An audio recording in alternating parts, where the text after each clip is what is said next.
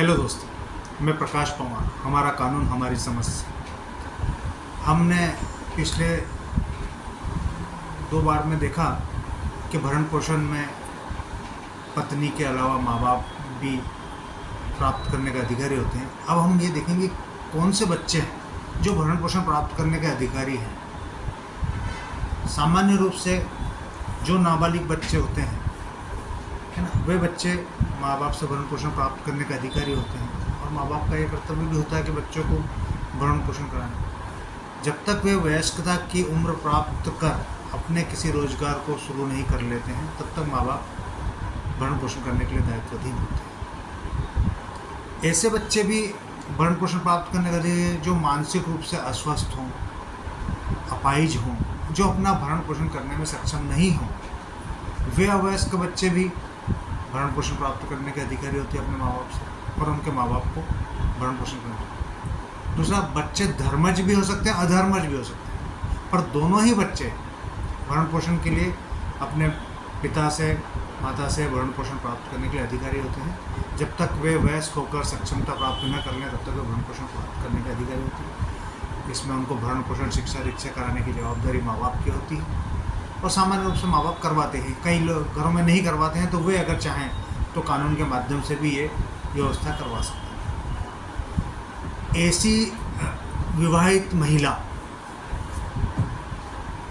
जो भरण पोषण करने में सक्षम नहीं है, मानसिक रूप से अस्वस्थ नहीं है और वह वयस्क है, तो वह वयस्क होने के बावजूद भी भरण पोषण प्राप्त करने के अधिकारी होती हैं।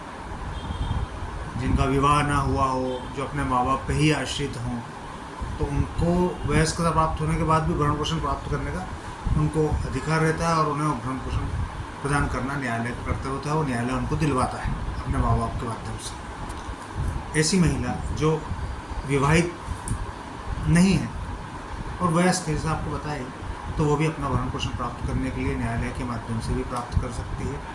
न्यायालय उसमें पूर्ण सहयोग करेगा। तो भरण पोषण इसी प्रकार पत्नी, संतान, अवयस्क संतान, मानसिक विक्षिप्त संतान, है ना, अविवाहित पुत्री, वयस्क होने पर भी वह भरण पोषण प्राप्त करने के अधिकारी तो न्यायालय उन्हें भरण पोषण प्रदान करवाता है ताकि वे अपना जीवन निर्वाह कर सकते हैं। उनके लिए व्यवस्थित व्यवस्था करवाता है न्यायालय।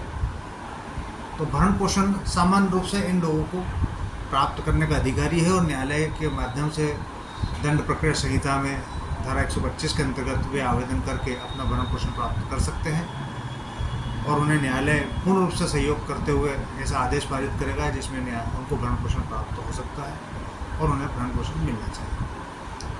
क्योंकि वयस्क होने पर यह माना जाता है कि वो आप कार्य करने में सक्षम है, इसलिए वयस्क संतानों को इसमें नहीं रखा गया है।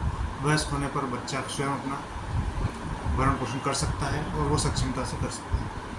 इसलिए मैं आपको मैंने बताया है कि भरण पोषण उनको प्राप्त करने का अधिकार किस किस प्रकार से। तो इसी प्रकार हमारे आप चैनल को देखते रहिए, इसे लाइक कीजिए, सब्सक्राइब कीजिए। हम आपको नए नए कानूनों के बारे में स्पष्ट जानकारी प्रदान करेंगे कि इस कानून में आपको क्या आप किसी कानून पर स्पेशली जानना चाहते हैं तो आप हमें कमेंट्स कर बता सकते हैं, तो उस विषय पर हम आपको स्पेशल ज्ञान भी प्रदान करेंगे कानूनी, जो हम कर सकते हैं अच्छे से अच्छा। आप हमारे चैनल को देखते रहिए। नमस्कार।